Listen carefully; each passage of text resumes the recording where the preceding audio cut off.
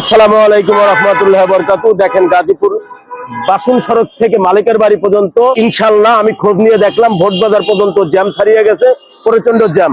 এই জ্যাম থাকার কারণ হলো আমাদের নিজেদের, আমরা প্রশাসনের দৃষ্টি আকর্ষণ করব না। কারণ প্রশাসনের দৃষ্টি আকর্ষণ তখনই করব যে আমরা নিজেরাই তো সতর্ক হতে পারতেছি না। এই দেখেন উল্টা পথে জ্যাম লেগে রাখছে আমাদের নিজস্ব লোকজন। আমরা নিজেরা যদি আমরা শুধরাইতে পারি, আমাদের যার যার জায়গা থেকে আমরা যদি এই জ্যামকে নিরসন মুক্ত করতে পারি, তাহলে আমরা ঠিক থাকবো।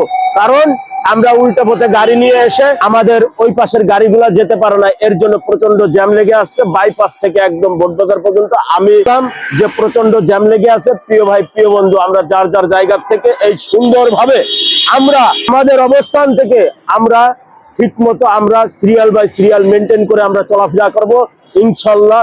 প্রিয় ভাই, এই মাহে রমজান মাসে আমরা কাউকে কোনো কষ্ট দিব না। উল্টো পথে আমি নিজে আগে যাওয়ার জন্য আমি আরো 10 ভাইকে আমরা কষ্ট দিচ্ছি।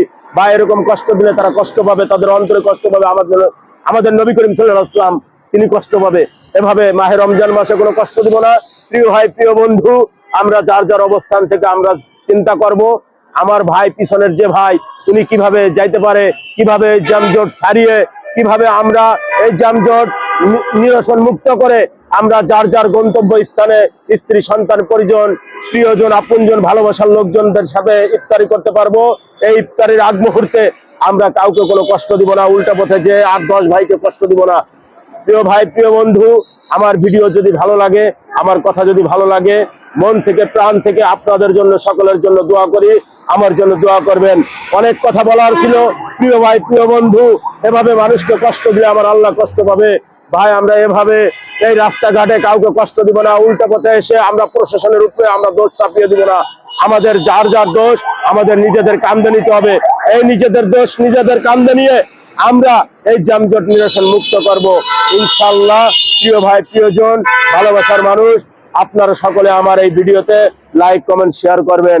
আপনাদের পাশে আছি ইনশাআল্লাহ, পাশে থাকবো, ভালোবাসা দিব, ভালোবাসা নিব, ভালোবাসা দিবেন।